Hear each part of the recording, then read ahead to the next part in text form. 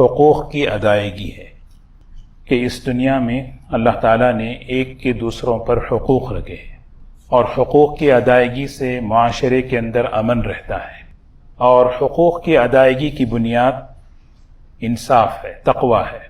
جتنا دل میں اللہ کا ڈر ہوگا بندہ اتنا ہی ایک دوسرے کے حق ادا کرے گا، اور خاص طور پر کمزوروں کے جو حقوق ہیں اس کے ادا کرنے کا اہتمام کرنا۔ کمزوروں میں جیسے یتیم ہیں، عورتیں ہیں، بچے ہیں، عام طور پر آدمی جو طاقتور ہیں یا اپنے برابر ہیں ان کے حقوق ادا کرتا ہے، ڈر بھی ہوتا ہے کہ کہیں اگر ادا نہ کریں تو پھر وہ کہیں چھین نہ لے، لیکن کمزور جو ہوتے ہیں ان کے معاملے میں آدمی میں بڑی کوتاہی ہوتی ہے، اور جاہلیت کے زمانے میں اس معاملے میں بہت کوتاہی ہوتی تھی۔ تو اللہ تبارک و تعالیٰ نے اس سورہ نساء کے اندر اس مضمون کو خاص طور پر بیان کیا کہ عورتوں کے مہر سے متعلق، عورتوں کی وراثت سے متعلق اور یتیم بچوں کے حقوق سے متعلق اس کا اہتمام کرو۔ اس رکوع کا جو مرکزی مضمون ہے، جو مقصود ہے، وہ یہ ہے کہ حقوق ادا کرنے میں زیادتی نہ کرو، انصاف کا معاملہ کرو۔ حضور اکرم صلی اللہ علیہ وسلم نے جو معاشرہ بنایا تھا اس معاشرے کی دو بنیاد تھی، ایک انصاف، ایک احسان۔ آپ کا جو معاشرہ تھا اس کی دو بنیادیں، ایک انصاف، دوسرا احسان۔ انصاف کیا ہے؟ کیونکہ اگر انصاف سے آدمی ہٹتا ہے تو زیادتی کرتا ہے۔ انصاف کیا ہے؟ جو حق ہے اس کا حق ادا کرو۔ نبی کریم صلی اللہ علیہ وسلم سے ایک صحابی نے پوچھا، میں بہترین مسلمان بننا چاہتا ہوں۔ آپ نے فرمایا، احب للناس ما تحب لنفسک، جو اپنے لیے پسند کرو وہی دوسروں کے لیے پسند کرو۔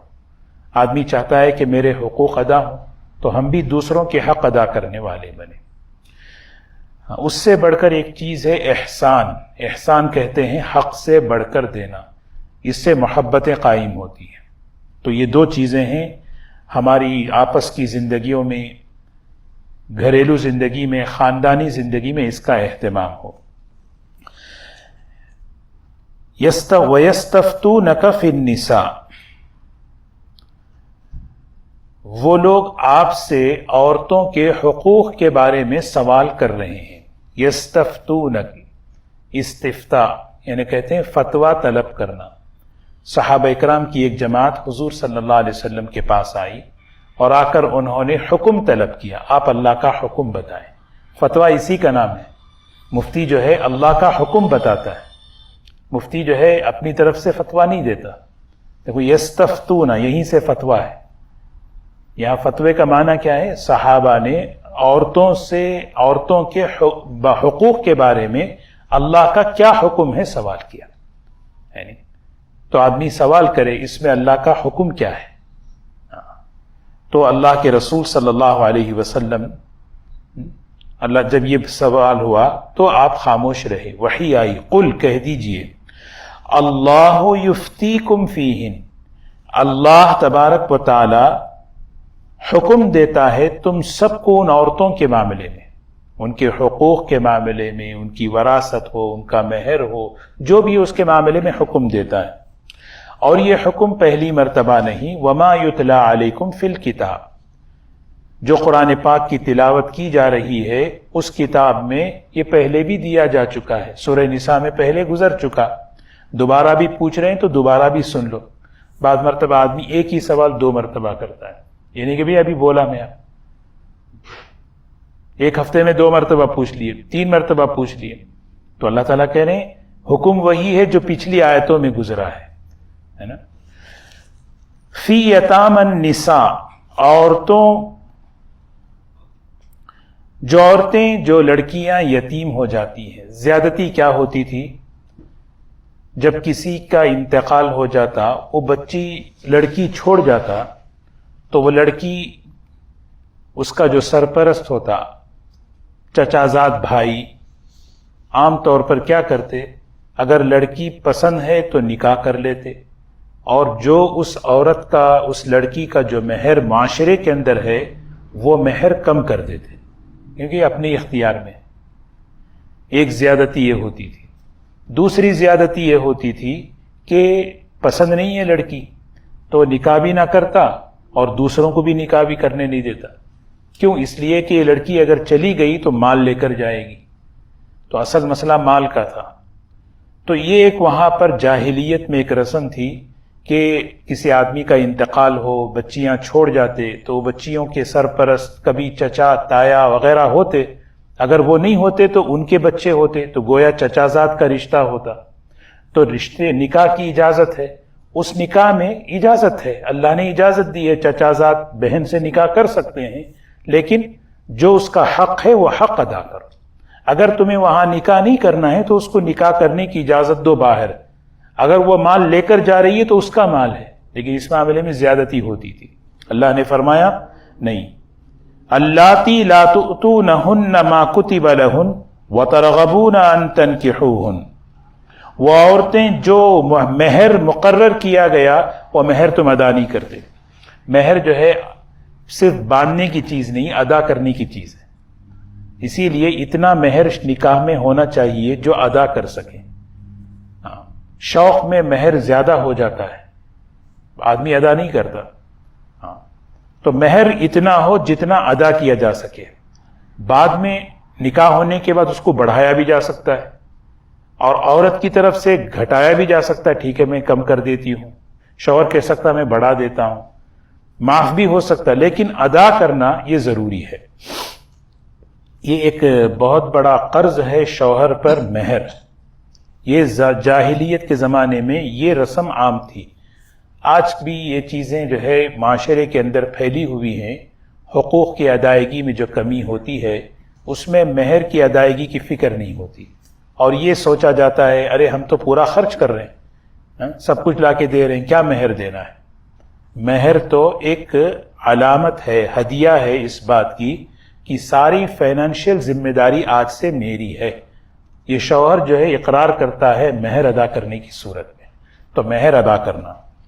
وَتَرْغَبُونَ أَن تَنْكِحُوهُنَّ، نکاح کی رغبت بھی رکھتے ہو، ان لڑکیوں سے نکاح کرنا بھی چاہتے ہو اور مہر بھی ادا نہیں کرتے. یہ کیسے؟ یہ تو زیادتی ہے. اور پھر دوسری چیز اللہ حکم دیتا ہے وَالْمُسْتَضْعَفِينَ مِنَ الْوِلْدَانِ، وہ جو بچے کمزور ہیں. کون ہیں کمزور؟ یتیم، جن کے باپ غزوات میں، جنگوں میں والد کا انتقال ہو جاتا. یتیم بچے سرپرستوں کی نگرانی میں آتے، کبھی کسی چچا کے، تایا کے، ماموں کے، کوئی اور کسی اور کے، تو وہ مال بھی لے کر آتے تھے. تو اللہ تعالیٰ نے کہا دیکھو یتیم جب تمہاری سرپرستی میں آئے، مال لے کر آتا ہے تو اس کے مال میں اللہ کا، یعنی اللہ سے ڈرتے ہوئے استعمال کرو، انصاف کے ساتھ معاملہ کرو.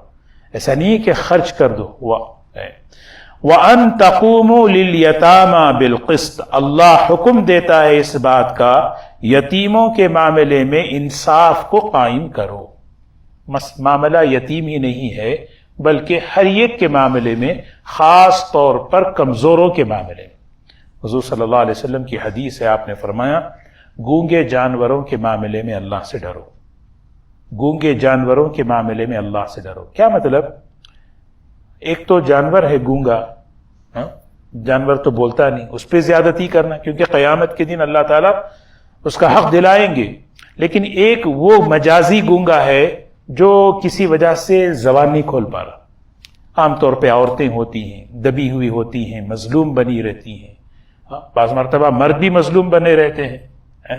ایسی زیادتیاں ہوتی ہیں، ضروری نہیں کہ عورتیں، مرد بھی مظلوم بنے رہتے ہیں، مظلوم وہ بھی زبان نہیں کھولتے. تو یہ گونگے جانوروں کے معاملے میں اللہ سے ڈرو، کیونکہ یہ زیادتی جو ہے کل قیامت کے دن اس کو اللہ تعالیٰ حق دلائیں گے. پھر فرمایا وَمَا تَفْعَلُوا مِنْ خَيْرٍ، جو بھی تم خیر کا کام کرو گے. وَمَا تَفْعَلُوا مِنْ خَيْرٍ، جو عمل تم خیر کا کرو گے، بھلائی کا کرو گے، فَإِنَّ اللَّهَ كَانَ بِهِ عَلِيمًا، وہ اللہ کے علم ہے. جو بھی خیر کا کام ہوتا نا، بعض مرتبہ کوئی نگرانی میں آ جائے، یتیم بچہ کوئی، یا بعض مرتبہ کوئی کسی کا اجتماعی مال ہمارے پاس آئے تقسیم کے لیے، کہاں پہ خرچ کر رہے ہیں، کیسا کر رہے ہیں، کیوں کر رہے ہیں، یہ سب اللہ جانتے ہیں۔ وما تفعلوا من خیر فإن اللہ کان بہ علیما۔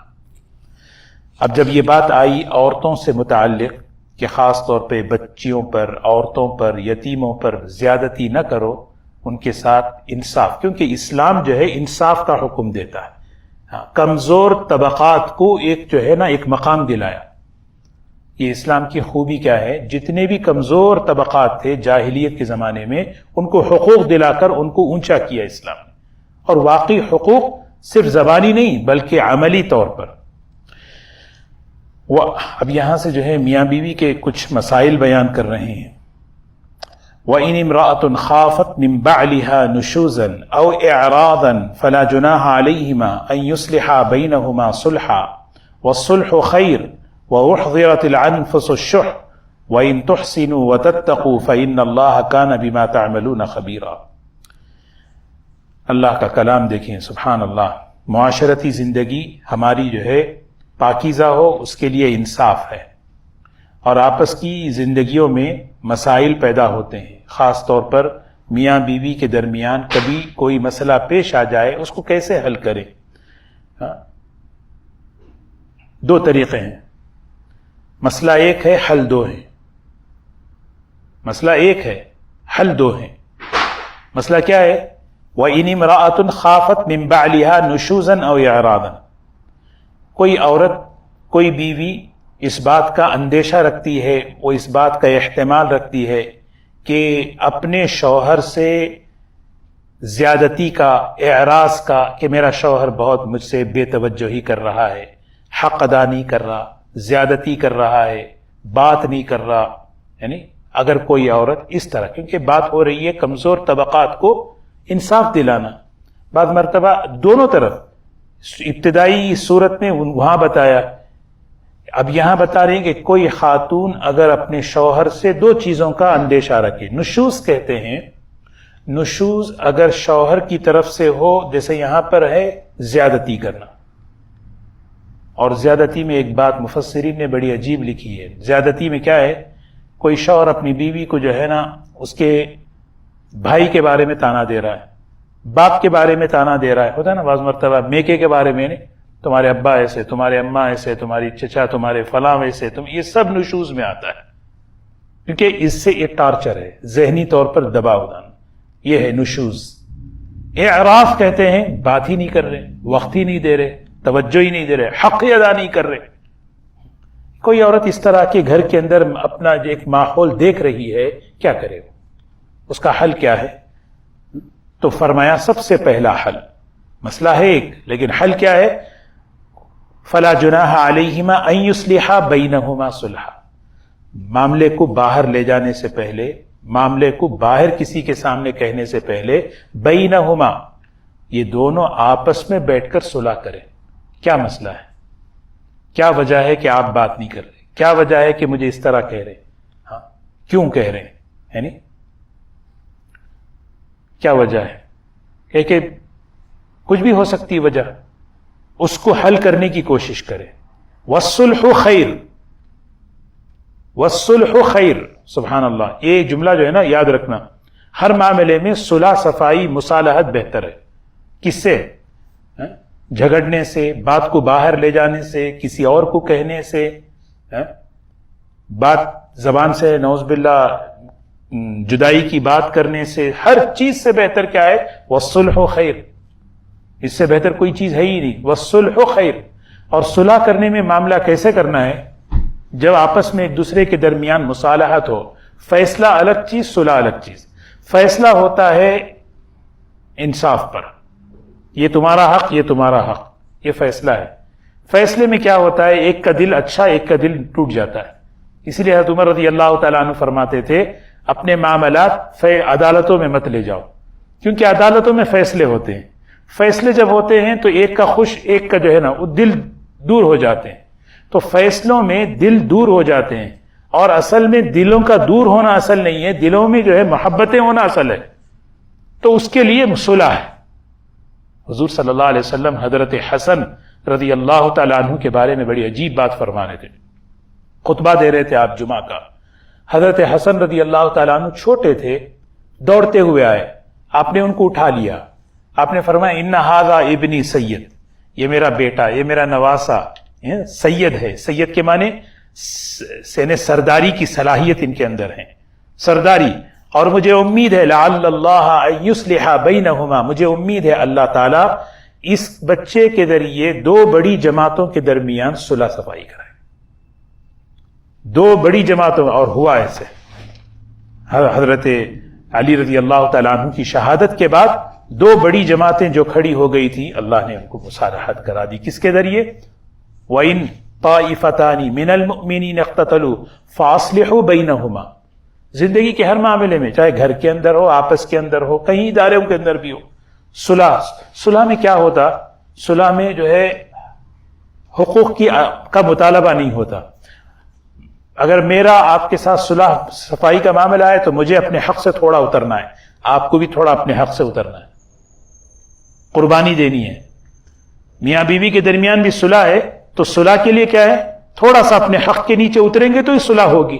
ہر یہ کہ نہیں یہ میرے کنڈیشن ہے، یہ میرے کنڈیشن ہے، دونوں اگر اپنے شرائط پر اگر جمے رہے، صلح نہیں ہوگا، فیصلہ ہوگا، اور فیصلوں سے دوریاں ہو جاتی ہیں۔ تو صلح سب سے اصلاح ذات البین، نفل نمازوں سے، نفل روزوں سے بہتر عمل ہے آپس میں صلح کرنا۔ ہاں، اور پھر آپ نے فرمایا وَفَسَادُ ذَاتِ الْبَيْنِ الْحَالِقَةُ، دو آدمیوں کا آپس میں جو ہے بگاڑ، اختلاف، لڑنا، الحالقہ، دین کے جو جذبات ہوتے ہیں نا، دین پر چلنے کی، دین کو قربانیاں دینے کے جو جذبات ہیں، ان جذبات کو مونڈ دینے والی چیز ہے۔ تو اختلاف جہاں آتا ہے وہ جذبات قربانیوں کے، عمل کے، اطاعت کے، وہ ٹھنڈے پڑ جاتے ہیں، یہ حضور صلی اللہ علیہ وسلم نے فرمایا۔ تو فرمایا وَالصُّلْحُ خَيْرٌ، صلح بہتر ہے۔ اب صلح میں جو ہے نا، بڑی عجیب بات دیکھیے نا، میاں بیوی کا ہی مسئلہ لے لیں، شوہر جو ہے اعراض کر رہا ہے، بات ہی نہیں کر رہا، بس کیوں نہیں؟ مجھے پسند نہیں آ رہی، مجھے سمجھ نہیں آ رہا، میں رہنا نہیں چاہتا، یہ معاملہ ہو رہا ہے۔ اچھا، اب بیوی جو ہے دیکھی کہ بھئی کیا مسئلہ ہے، تو بیٹھ کر آپس میں بات کر رہے ہیں، بات کرتے ہوئے کہنے کہ کیا بات ہے، ہم آپس میں مل کر کیوں نہیں رہ سکتے؟ ہاں چلو ایک کام کرو، میں جو ہے اپنا مہر معاف کرتی ہوں۔ شوہر کہا اچھا مہر معاف ہو رہا ہے، میں آدھا مہر معاف کرتی ہوں۔ اچھا ایک کام کرو تم جو ہے نا، یہ میری طرف سے کچھ، یعنی کچھ لے دے کر مال، اور اللہ تعالیٰ یہاں کہہ رہے ہیں وَأُحْضِرَتِ الْأَنفُسُ الشُّحَّ، اللہ نے پیدا کیا ہم سب کو، اور اللہ کہہ رہے ہیں ڈال دی گئی تمہاری طبیعتوں میں مال کی حرص۔ کوئی نہیں کہتا میرے اندر مال کی محبت نہیں ہے، ڈال دی گئی تمہاری طبیعتوں میں الشح، شح جہنی، یہ بہت ہی ایکسٹریم جو ہے نا بخالت ہے، ایک ہے بخل، ایک ہے شح۔ شح بولتے ہیں طبیعت کی بخالت، ایک ہے مال کسی کو نہیں دینا، ایک ہے مسکرانا بھی نہیں۔ جب آدمی انتہا درجے میں بخیل ہوتا ہے نا، دیکھ کے مسکراتا بھی نہیں۔ اب مسکرائے تو کیا ہوتا اس کو جو ہے، اسی لیے اللہ قرآن میں کہتے ہیں وَمَن يُوقَ شُحَّ نَفْسِهِ فَأُولَئِكَ هُمُ الْمُفْلِحُونَ، جس کو اللہ طبیعت کی بخالت سے بچا لے، مال کی بخالت الگ چیز ہے، مال بھی خرچ نہیں کر رہا، طبیعت کی بخالت سے اللہ بچا لے وہ کامیاب ہے۔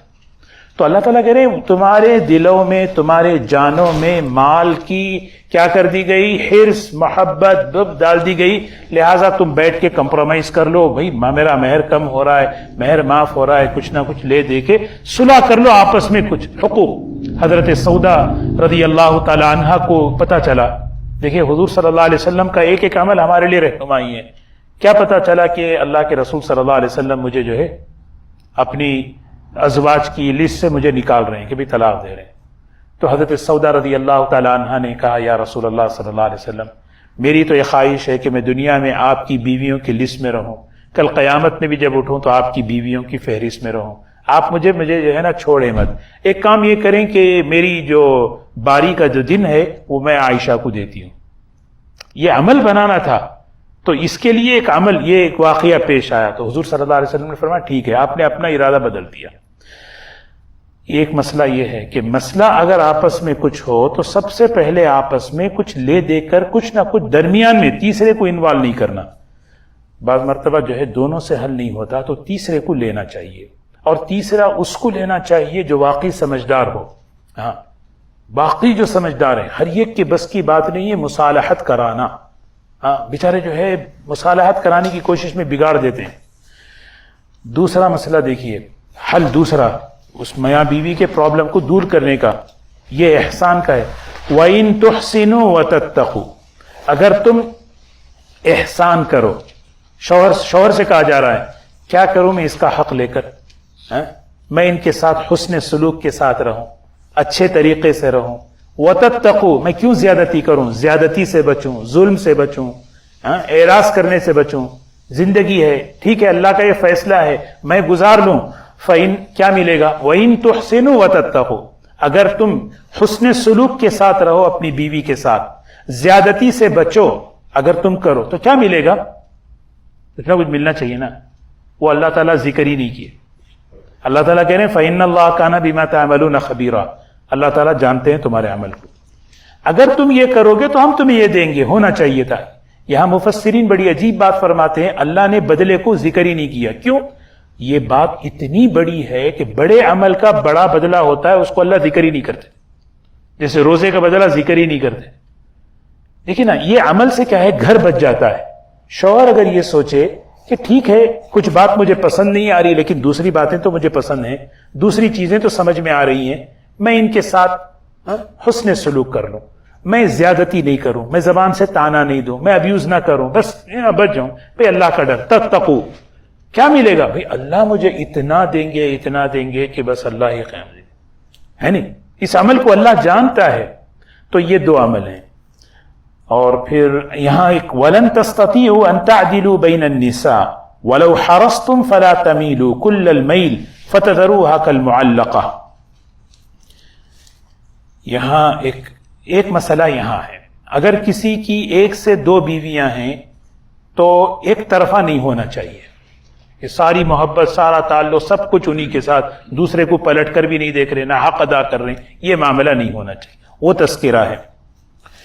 وَلَن تَسْتَطِيعُوا أَن تَعْدِلُوا بَيْنَ النِّسَاءِ وَلَوْ حَرَصْتُمْ فَلَا تَمِيلُوا كُلَّ الْمَيْلِ فَتَذَرُوهَا كَالْمُعَلَّقَةِ. دو چیزیں ہوتی ہیں. ایک چیز ہے نان و نفقہ، چیزوں میں تقسیم، یہ انصاف ہونا ضروری ہے، اس میں برابری ہو. اور دوسری چیز ہے دلی محبت، یہ انسان کے اختیار میں نہیں ہے. کسی کے ساتھ زیادہ، کسی کے ساتھ کم. حضور صلی اللہ علیہ وسلم کی دعا ہے، اے اللہ یہ تقسیم ہے میری جو میں نے اپنے ازواج کے درمیان کی تھی، یہ میرے اختیار میں ہے. اے اللہ معاف کر دے اس چیز کے بارے میں جو میرے اختیار میں نہیں ہے. وہ کیا ہے کہ آپ کا قلب مبارک حضرت عائشہ رضی اللہ عنہ کی طرف زیادہ تھا، آپ فکر کر رہے تھے. تو اللہ نے فرمایا یہ تو استطاعت ہی نہیں رکھتے، کیونکہ دل کا معاملہ تو الگ ہے. لیکن اس کا مطلب یہ نہیں کہ بالکل جہاں محبت ہے اس طرف مائل ہو جائیں. فَتَذَرُوهَا كَالْمُعَلَّقَةِ، اور اس مظلومہ کو چھوڑ دیں، بس اس کا کوئی حق ادا نہیں کر رہے ہیں. یہ بالکل غلط بات. وَإِن تُصْلِحُوا وَتَتَّقُوا فَإِنَّ اللَّهَ كَانَ غَفُورًا رَحِيمًا. اگر تم اپنے عمل کی اصلاح کر لو اور زیادتی سے بچ جاؤ، اللہ تعالیٰ بڑے مہربان اور معاف کرنے والے ہیں. آخری آیت ہے. گزشتہ یہ بات بتائی گئی تھی شروع میں بھی سورہ نساء میں کہ اگر میاں بیوی میں اگر کوئی مسئلہ پیش آئے تو سب سے پہلے آپس میں بیٹھ کر حل کریں. یہاں بھی حل نہ ہو تو پھر تیسرے کو مداخلت کریں کہ بھئی کہ تیسرا کوئی سمجھدار سمجھائے. یہاں بھی نہ ہو تو کیا کریں؟ یہاں بھی نہ ہو تو کیا کریں؟ آخری درجہ یہ ہے، اللہ تعالیٰ قرآن میں کیا کہتے ہیں؟ رہنا ہے تو اچھے طریقے سے رہو. اگر ساتھ میں رہ کر زیادتیاں ہی ہو رہی ہیں، حقوق کی ادائیگی نہیں ہو رہی، ظلم ہو رہا ہے، تو اچھے طریقے سے الگ ہو جاؤ، اچھے طریقے سے. اور وہاں یہ کہہ رہے ہیں اچھے طریقے سے الگ ہونے میں اس بات کا خیال رکھنا ہے کہ جس اللہ نے تمہیں آپس میں محبت ڈالی ہے، اب ایک ضرورت کی بنیاد پر تم جدا ہو رہے ہو تو اللہ تعالیٰ تم کو ایک دوسرے سے بے نیاز کر دے گا، اور تم کو ایک دوسرے سے بے نیاز کر کے تمہارے لیے اللہ تعالیٰ راستے نکالے گا. بعض مرتبہ معاشرے کے اندر، خاندان میں کسی کو طلاق ہوتی ہے. طلاق جو ہے بہت ہی ایک یعنی آخری ایک کیا ہے ضرورت کی چیز ہے، اور بہت ہی یعنی ایک حادثہ ہے خاتون کے لیے، عورت کے لیے، مرد کے لیے بھی کہ بھئی کہ جدائی ہو گئی، لیکن اس کے لیے کیا ہے، اللہ تعالیٰ تسلی دے رہے.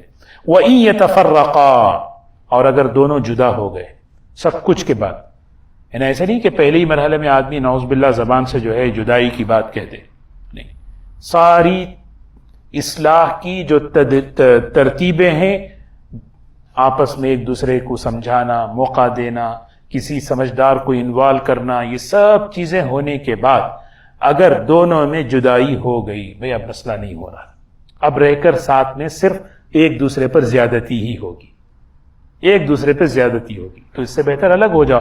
یغنی اللہ، کتنا بہترین جملہ دیکھیں، یغنی، یغنی اللہ کے ناموں میں ایک نام ہے الغنی، اللہ بے نیاز کر دے گا. یغنی اللہ، اللہ تعالیٰ اس شوہر کو اس عورت سے، اس عورت کو اس شوہر سے بے نیاز کر دے گا. یعنی اس کے بغیر میں کیسے رہوں، اس کے بغیر میں کیسے رہوں. عام طور پر جب طلاق کے فون آتے ہیں تو میں یہ آیت ضرور سناتا ہوں عورتوں. اتنی بڑی تسلی، اتنی بڑی ڈھارس ہے ان خواتین کے لیے جن پر جو ہے طلاق ہوتی ہے، انہیں ایک تسلی ہے. یغنی اللہ، اللہ تعالیٰ انہیں بے نیاز کر دے گا، اللہ انہیں راستے نکالے گا. کلم من سعتہ، اپنے خزانے سے، اس کے خزانے بڑے ہیں، اس کے خزانے بڑے ہیں، وہ اپنے خزانے سے راستے اور شکلیں نکالے گا. جس اللہ نے رشتہ جوڑا وہ اللہ اس کے لیے کون سی بڑی بات ہے. وَكَانَ اللَّهُ وَاسِعًا، اللہ تعالیٰ بہت بڑے وسعت والے ہیں، اس کے خزانوں میں بڑی وسعتیں ہیں، کسی چیز کی کمی نہیں ہے اللہ کے خزانے میں. حکیماً، جب سب کچھ وسیع ہے تو پھر ہوا کیوں؟ حکیم ہے اللہ، اس کے ہر کام میں حکمت ہے. اللہ کے ناموں میں، صفات میں جب کوئی مضمون ہو، مضمون کے آخر میں جب اللہ کے نام آتے نا، اس مضمون کا اللہ کے نام سے جوڑ ہوتا ہے. ایک مضمون ہے اور اس کے آخر میں کیا ہے؟ اللہ کے نام ہوتے ہیں. آپ دیکھیں قرآن کی آیتوں کے آخر میں ہوتا ہے غفور الرحیمہ، علیما حکیمہ، واسعا حکیمہ، ہوتا ہے نہیں؟ تو بڑی حکمت ہوتی ہے اس میں. ایسے نہیں کہ جیسے اللہ کا کلام ہے، جیسے قرآن پاک میں ہے کہ نکاح کرو، نکاح کرو، انکحوا الایام منکم والصالحین من عبادکم و ایمائکم، نکاح کی ترغیب آئی. ان یکونوا فقراء، اگر تنگ دست ہیں، حالات صحیح نہیں ہیں فائنینشلی اعتبار سے، ان یکونوا فقراء، تب بھی نکاح کر لو. یغنی اللہ، اللہ تعالیٰ تمہیں بے نیاز کر دے گا اس نکاح کی برکت سے، کیونکہ نیت صحیح ہونی چاہیے. پھر فرمایا وَكَانَ اللَّهُ وَاسِعًا عَلِيمًا. یہاں دیکھو اللہ کے نام میں یہ غور سمجھا رہا کہ واسعاً علیما، اللہ تم جو ہے نا ڈر رہے ہیں کہ پتہ نہیں ہمارا کیا ہوگا، اللہ کے خزانے بڑے ہیں. علیما فرمایا اللہ جانتے ہیں کس نیت سے نکاح کر رہے ہیں. نیت صحیح ہو پھر اللہ پہ بھروسہ کر کے قدم اٹھاؤ، اللہ تمہارے لیے راستے کھول دے گا. تو قرآن پاک کے جو مضامین ہوتے ہیں نا، آیت کے مضمون کے آخر میں جو اللہ کے نام ذکر کیے گئے ہیں اس میں بڑی حکمتیں ہوتی ہیں. ایک بہت بڑے عربی عالم تھے، عربی ادیب، ان کے سامنے کسی نے جو ہے نا قرآن کی آیت پڑھی والسارق والسارقة فاقطعوا أيديهما جزاء بما كسبا نكالا من الله والله غفور رحيم. والسارق والسارقة، مرد اور عورتیں اگر چوری کریں تو ان کے ہاتھ کاٹو، یہ اللہ کی طرف سے یہ سزا ہے. پھر آگے ہے واللہ غفور الرحیم، اللہ تعالیٰ بڑے مہربان ہیں، معاف کرنے والے ہیں. انہوں نے کہا یہ قرآن نہیں ہے، یہ قرآن نہیں ہے بول دیے، حالانکہ وہ حافظ نہیں تھے. کیوں بھائی؟ حکم دے رہے ہیں ہاتھ کاٹنے کا اور آخر میں ختم ہو رہا ہے غفور الرحیم. اگر غفور رحیم ہوتے تو پھر یہ حکم کچھ اور ہوتا. تو پھر قرآن کھول کر دیکھے تو غفور الرحیم نہیں تھا، پھر وہاں کیا تھا؟ وہاں پہ کیا تھا؟ والسارق والسارقة فاقطعوا أيديهما جزاء بما كسبا نكالا من الله والله عزيز حكيم. عزیز ہے وہ، عزیز سمجھتے ہیں نا، وہ غلبے والا ہے، ہاں اقتدار والا ہے، عزیز ہے. تو عزیز ہے تبھی اس نے یہ حکم دیا. تو سمجھ رہے آخر کے اندر جو مضامین کے بعد جو اللہ کے صفات دیکھیے نا، ایک دونوں میں کہیں گھر کے اندر خاندان میں اگر ایسا حادثہ ہو جائے، اللہ تعالیٰ تسلی دے رہے، اللہ سے مایوس نہیں ہونا ہے، اللہ تعالیٰ راستے کھولیں گے انشاءاللہ. اللہ تعالی ہمیں ہماری معاشرتی زندگی کے اندر جو زیادتیاں ہیں اللہ تعالیٰ اسے ختم فرمائے. اللہ تعالیٰ انصاف اور احسان والی زندگی اللہ ہمیں زندہ فرمائے. ان آیتوں میں یہی ہے کہ خاص طور پر جو کمزور طبقات ہیں، کمزور لوگ ہیں، ان کے ساتھ حقوق کے معاملے میں خاص رعایت کرنا. جب ہم کمزوروں پر خاص رعایت کریں گے نا، جو بڑے ہیں تو خود بخود ادا ہوتے رہیں گے انشاءاللہ.